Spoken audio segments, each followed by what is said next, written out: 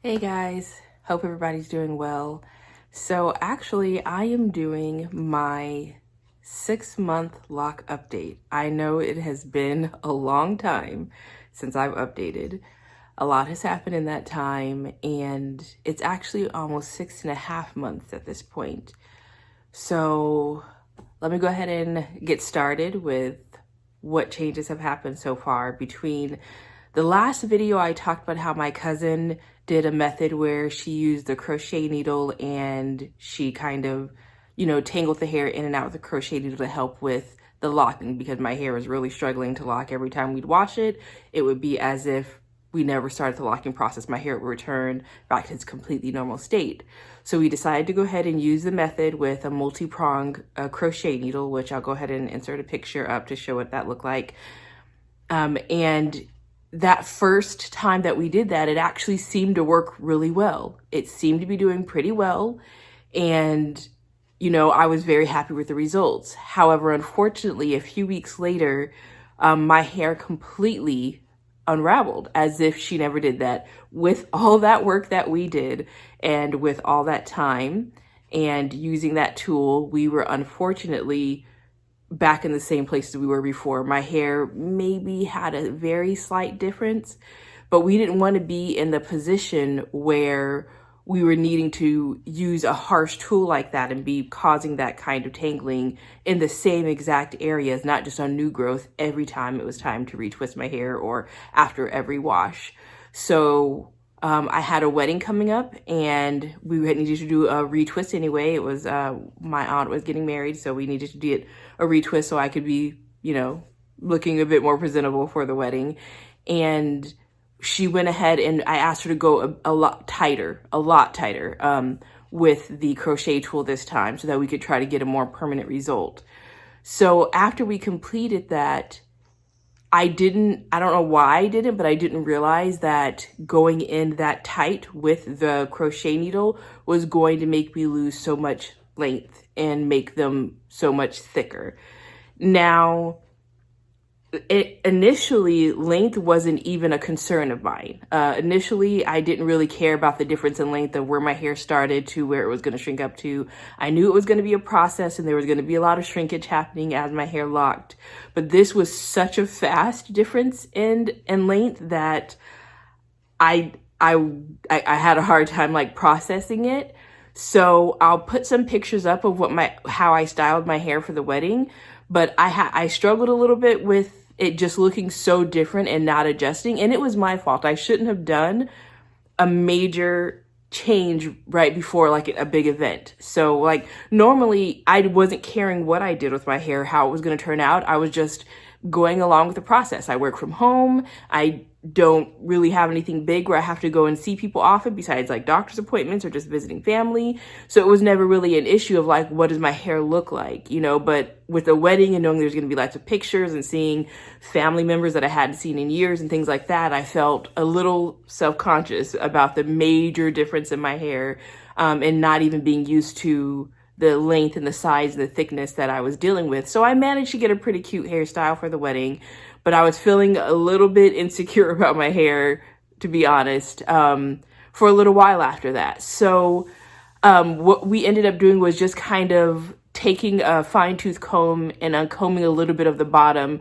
to release some of the tightness that we had, because when she finished that last retwist and where she retwisted the roots and then also used the crochet tool a lot tighter, my hair was literally probably right here when we finished. So that was a pretty big difference. So I didn't, it was just shocking. From being down past here, being here to being to there it was a pretty big difference. So we kind of combed out some of the bottom a little bit and kind of let my hair kind of loosen and relax a little bit. So from there, I decided to start trying more of an interlocking method for my new growth and for the tips of my hair. So I didn't want to just leave my hair in its natural curls at the end, because I just wanted to try something else. In all reality, I really just wanted to try something else. And also I wanted to try to help add a little bit of the length back by not letting them just like corkscrew up to the edge of where the locks were at the time. So I watched quite a few videos on interlocking and sister locks and things like that just to see the different methods. The ends that I had initially braided had all come loose and either were just loose or had been pulled up when we did the process with the crocheting tool. So I decided to do some like similar to what you do with sister locking, but interlocking and at the tips that were loose. And then I started to interlock all of my new growth. Now, what I'll tell you, the positive thing about doing the crocheting method so tightly that last time is that my hair is 100% locked. It is not coming loose. It's not going to unravel. That was the price I had to pay. At the moment, I struggled with that reality that was just the price I had to pay to get my hair to lock quicker. You know, obviously I could have just been patient and let it happen the normal way, but that was just the price I had to pay to get my hair to lock quicker. Also, you know, after that, so let me just kind of show you a little bit. So you can see here, you can see that like the locking is like, it is set. Like there's no more comb coils going on. There's no more like twisted look. You know, there's like my hair is locked, and it's been like this strongly locked and this thick looking ever since we did the last retwist with the crocheting. Now, of course, my hair is still only 6 months locked, so it still has a good amount of frizziness, still lots of bunching going on, and things like that. But the big difference you'll see is that at the root of my hair, I've been using the interlocking method with an interlocking tool, and I'll go ahead and put up a little video kind of showing how I use that tool, and I've been started to interlock my new growth. So that my cousin did my retwist as like, she did my 4th retwist, and I decided I wanted to be able to maintain my hair on my own from then on. So I knew I couldn't maintain the just twisting on my own because it would have to happen too often. And I wanted something that I knew my hair couldn't rebel against as much like it was doing with the comb coils and the twisting and stuff like that. So I taught myself how to do interlocking with the interlocking tool, and I started to interlock all of my roots. So that has actually been the best thing for me because I don't need product when I'm interlocking. And it stays until my hair grows out, you know, so it's been really nice. So you can kind of see, I recently washed my hair just a couple of days ago, and you can kind of see, like, especially here, that's one of the sections where I just most recently interlocked. You can see, like, that's where I went through the last time, and, you know, you can see it here. So rather than retwisting, you kind of can see, like, the texture and the shape happening right here, but it is the actual like pattern that happens when you interlock. So you can see that difference from like right here to like down here where it's just like the normal lock frizzy method. And then the funny part is at the tips of my hair, it looks like these right here, like this right there. So this is one of the ones that was like braided at the tip. And so I interlocked just the tip. So my hair is interlocked here at the tip, nice and thin. And then, you know, regular lock here, and then interlocking from here to here. So there's 3 different methods of locking in my hair right now, which is kind of funny. But, you know, I do what I gotta do. I kind of been calling these like my spoony locks because I have rheumatoid arthritis in my hands, and I have fibromyalgia, and I have some arthritis in my other joints. And repetitive motion can be really hard and difficult for me to do and can cause a lot of pain and inflammation. And I also work from home on a computer, and I'm doing a lot of typing and work with a mouse. And I really have to pay a price to be doing these repetitive motions over and over to try to maintain the locks. So I'm trying all these different methods to see what works with my spoony hands, you know, the best. And so what I tend to do is after I wash my hair, I go ahead and just do small sections of interlocking the roots at a time. So I'll literally, like the first night right after, like I'll wash my hair in the morning on like a day off, and then let it towel dry for a while. And then I will just kind of just do the perimeter around my face so that things look a bit more manicured. And then every day after that, I'll do like a small section, a small section, a small section.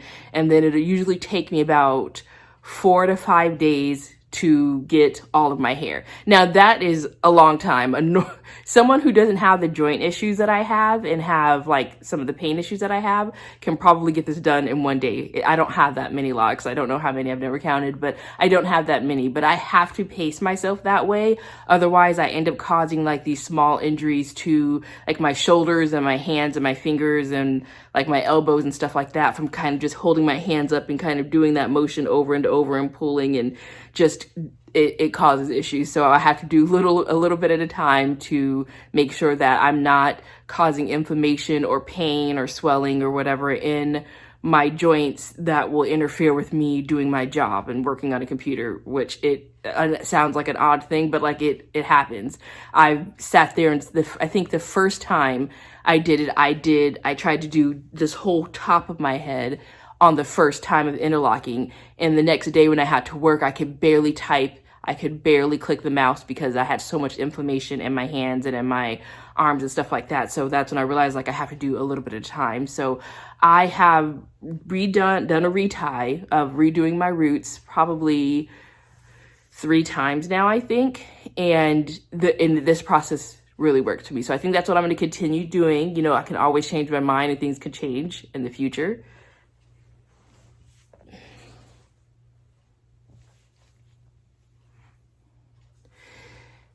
It's always possible that, you know, I could decide I want to start doing retwist because I prefer the way that looks. I mean, I don't currently prefer the way that looks, but I do know that that does look very clean. It looks really nice. So I might have times during like special occasions when I have an event coming up or something like that, that I might try to do a retwist just for the look of the retwist. But I think I've finally found a way to maintain my hair in a way that works for my limitations that I have.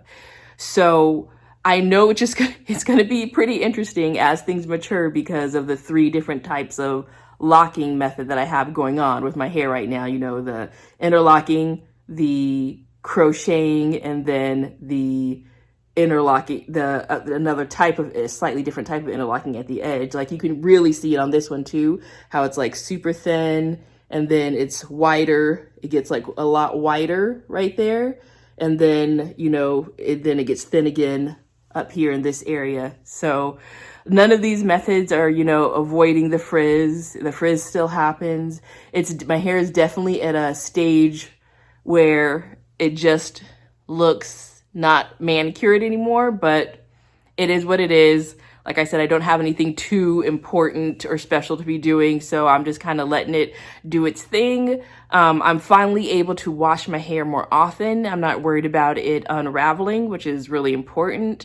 I have an angry scalp. I have a very angry scalp, and I need to wash my hair more often than once a month, which is what I was doing before. I'm still figuring out my scalp because the issue I have with my scalp, it started about 10 years ago and it was an issue I never had before. So I'm still trying to figure out exactly what products to use on my scalp to help with like the severe itching and flaking that I tend to have on my scalp. Having locks is actually really helpful because my scalp can breathe and like my scalp has access to air and circulation and flow and stuff like that. My hair was really thick before and my scalp was always in the darkness and like in dampness, and it would just be a lot worse. So I've learned that like I have to try my best not to get any product on my scalp. So like the only thing I've really been doing is shampooing using a more natural light conditioner because I tried not using conditioner. My hair was just so crunchy, it needed it. And then I use a light oil on my hair, but I have to be really careful not to get the conditioner anywhere near my scalp, and even be careful with whatever hair oils might touch my scalp because it could agitate my scalp. So I'm still trying out different products because I know I do need to, you know, like oil my scalp somewhat, but I haven't found anything that doesn't agitate it. For shampoo, one thing that I have tried, which seems to be working, is a probiotic shampoo. And I'll go ahead and put a little picture up here. I saw a bunch of other creators using this who are sharing their lock journey, and that actually does seem to be helping. So I've only tried it once so far, so we'll see if it continues to help. But I'm happy to have a different option other than buying like Neutrogena, T-Sal, and T-Gel and stuff like that, which is what I was buying before, which my scalp always gets used to. So it'll be working really well for a little while, then all of a sudden it'll completely stop working. And I'll have to switch between the T-Gel and the T-Sal on and off a lot. A few times my cousin has tried using the Sulfur 8 on my hair, and that's fine as well. I just can't stand the smell, but you know, most, you know, scalp and dandruff shampoos don't have the best scent to them.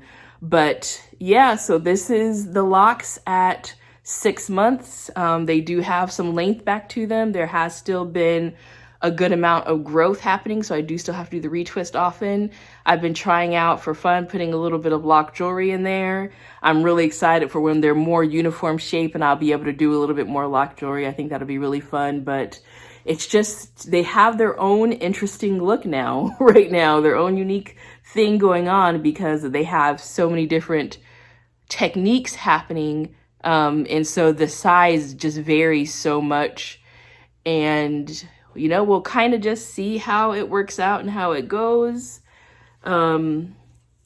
Yeah, but I realized I given a lot of time without any update because I was feeling a little unsure and insecure about them. But I realized gotta share the whole journey no matter how it's happening. And, you know, it doesn't look bad at all. It was just, like I said, just a little shocking. And I kept saying to myself, and I thought like, length doesn't matter, you know, length isn't important to me. But when the length changed that dramatically, I realized it did matter to me and it did worry me some. And it was like suddenly cutting your hair and not really planning on it kind of thing. So it just took some adjustment, but I have been very much looking forward to the continued journey. I'm really enjoying getting to know how my hair works in this style. It absorbs moisture completely different in this style. It needs completely different products in this style. So it's definitely been a long process of trying to learn my hair. So throughout this video, I've been putting a few little snippets and videos of the different things that I've been trying as far as the crocheting needle and the interlocking tool and things like that with my hair. I was at first, you know, being a bit of a perfectionist, trying to use the crochet needle to like push in some of the budding that started happening.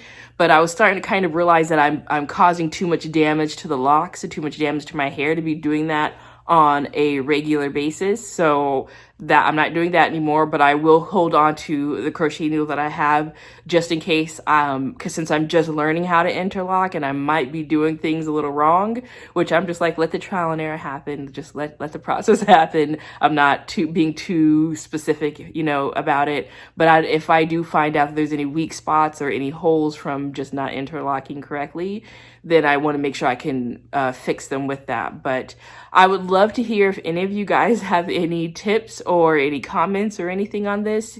Like I said, I'm not trying to follow any exact specific method.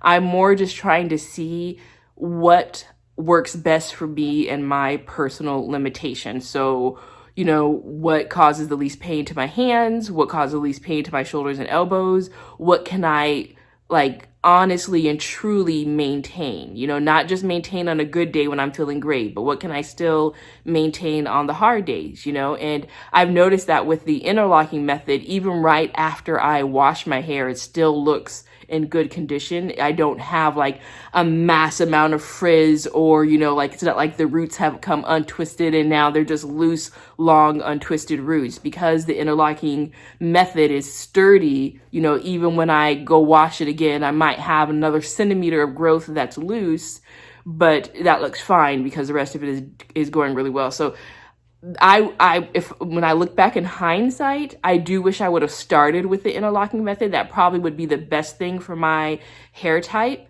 Since my hair was so soft that it did not want to, even when we first tried the crochet method, it did not want to lock, you know, so interlocking or sister locking or something similar to that, would have probably been the best bet for me right off, because my hair would have had no choice but to stay in the shape that it was in. I mean, I do know technically it could have unraveled like from the bottom and stuff like that, but that would have been a lot easier to have started the process.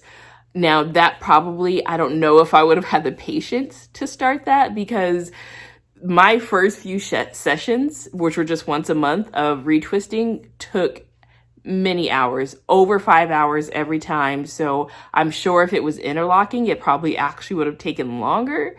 So I'm not even totally sure I would have had the ability to sit through that. But I do now realize that this is the best method for me. So I will continue to interlock my roots. I will also continue to share the journey and let you guys know some different products I've tried and like what responses I've had with them.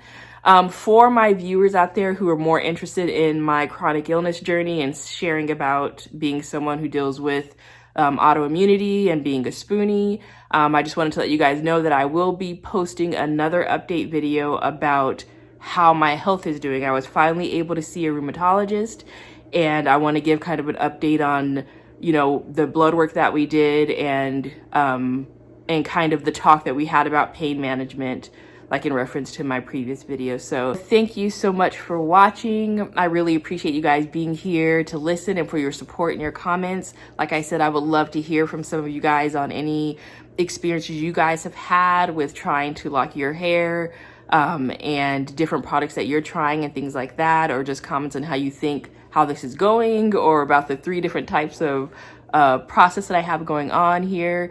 But thank you so much. I hope everybody has a wonderful, blessed day, and I'll talk to you soon. Bye.